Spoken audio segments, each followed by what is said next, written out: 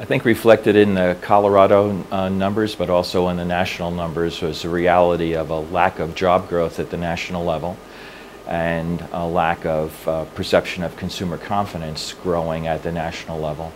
And business leaders are putting an awful lot of weight into the job growth and the consumer in terms of needing those in place to have a strong recovery. They all drop, but not dramatically. It's one thing I think to sort of highlight with the outcomes. It's just saying things are not growing as fast as we thought.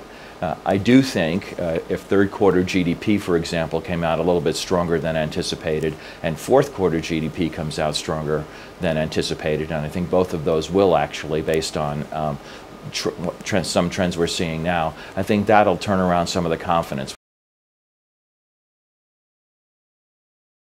If you think of the things that are really holding the state down, one is the construction industry. We're losing a tremendous amount of jobs still in the construction industry, and it's offsetting positives in some of the other sectors. We also said this is a tech-led recovery, and we thought that would be a good thing for Colorado in terms of the types of technology companies we have. But we're not seeing as much technology hiring here as we had anticipated. I think there's a couple of things going on there. One is a lot of our manufacturing base is the kind of manufacturing jobs that have been outsourced or offshored, in particular to other parts of the world. And we're really not going to see the recovery of those jobs in Colorado at any significant rate. The second piece is, even from people in sort of the software industry, we're hearing that as globalization is setting in, more of their new hires are occurring in other parts of the world. And then lastly, we're a small business state. We have a higher concentration of small businesses than the average state would in the U.S.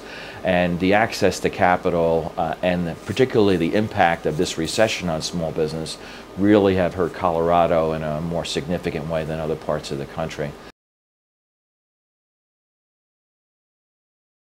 This is a tremendous time for large corporations to borrow money. They're getting tremendous interest rates in the market, and they have access to capital.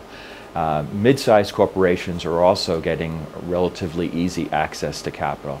I think what the survey is picking up is a percentage of our respondents are in the small business arena, and that part of the economy, the lending process, and the banking system still hasn't been worked out fully.